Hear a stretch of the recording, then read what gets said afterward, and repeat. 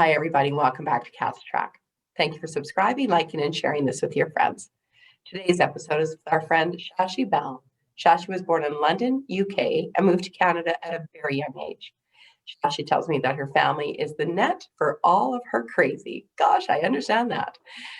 They're the strongest people that she knows because they constantly lift people up around them, and their light never diminishes. So amazing. Besides Shashi's loved one, she's a passionate advocate of women going after their business ventures and doing it unapologetically. Friends, thank you so much for joining. Our friends, thank you for joining us today, and see her full bio attached. Shashi, thank you for joining us today. Thank you so much for hosting. Oh, I'm glad you're here. Thank you so much for taking time. I appreciate it. I've heard a few, and I love what you're doing with these podcasts. So Thank you. Well, it's all about you. It's exactly the way you and your family are, right? Try to lift where we can. Right. Especially now. Right. Especially now. Yeah. So thank you. And I'm very curious to understand why you do what you do. Yeah, that's such a loaded question in a way too, isn't it? It's very broad, and I had to actually think about that.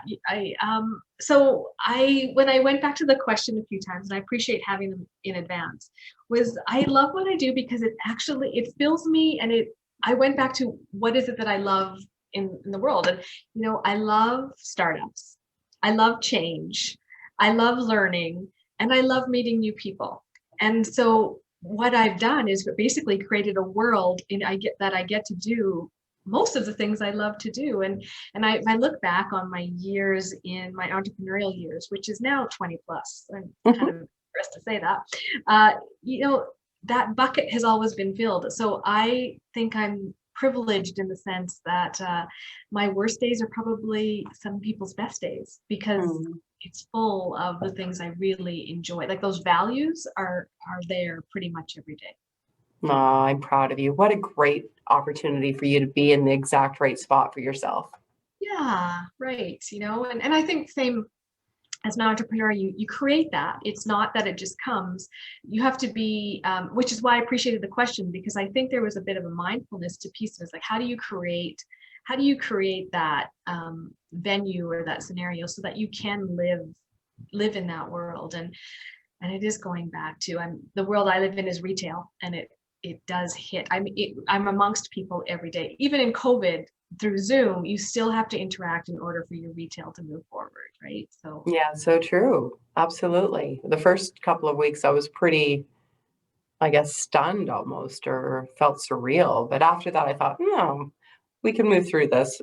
Fortunately for us, we have resources around us. Where I get stuck is where I'm really sad for people that are alone out there that don't have the same resources. That's where I'm starting to stand up.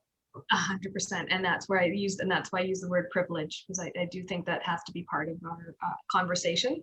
That luck has something to do with it, opportunity has something to do with it. We make our opportunity, but it's also we're privileged to have the luck to. I mean, you start the conversation asking where people are born. I tell people I win the lottery. I've won the lottery just by living in Canada. So yeah. Anyways, I agree with you, Shashi. I agree. Awesome. And what about your top 3 things that you'd like to share with us today? Yeah, again, going back to, I know we are in the midst of COVID while we're doing this. So my learnings and what I want to share is probably the things that have kept me going in the entrepreneurial world. And one of them for sure is I started with, you have to love what you do. And it's not, you hear this follow your passion, and you follow it, but you also have to put the work in behind when you're following it. And that work only comes when you love either the product that you're selling, the service that you're giving, the people that you're working with. So I do think you have to really, truly, intrinsically enjoy what it is you're doing. And you will put the work in, because it's not work any longer, it's a hobby. You've created this world for yourself. That's probably the biggest one. And then the next is resilience, because things are going to come. And I don't think resilience happens overnight. It's all of these things, they come as a result of something else. If you love what you do, you're going to put the work in, but you're also you're not going to get it right 100% of the time, or in my case, maybe even 20% of the time, did I get it right or do I get it right? But there's a resilience to know that it's not matter. It doesn't matter how many times you fall. It matters how many times you get up. And you only have to get up one more time than the times you fall. And that is the muscle that you keep on building. And every time you get up, there's this confidence that happens that said, I've got this. It may not have been the way I thought, but it's still going to be something. And I really would like to leave people with it. Resilience is a muscle, but you keep on doing it, and don't let anyone else sort of say that you're doing something wrong. Maybe it's wrong for them, but it's not wrong for you. Oh, I like that. That is right. Good advice. And then I think back to like, these are all intertwined for me, that if you're learning, you're growing. And when you're learning and you're growing, you're going to get it wrong, or you're going to fail. Failing is just another way of learning something. You're saying that you're learning something, and it's it's not like a 1, 2, 3. It's 1, 2, 3 all mixed in this beautiful cake that you eat up every day. And so love it, learn it, and then get good at falling down and getting back up. Oh, I like it. So good, Shashi. Thank you. Awesome. And what about your new frontier or good news story that you'd like to share? Yeah, well, again, the good news story probably comes out of that opportunity. What COVID really gave me personally, and whether it definitely more in terms of work, but personally, I would say it was in there too, is creativity. Like, there's an opportunity. What it gave us, I feel, all of us, is this opportunity to be creative.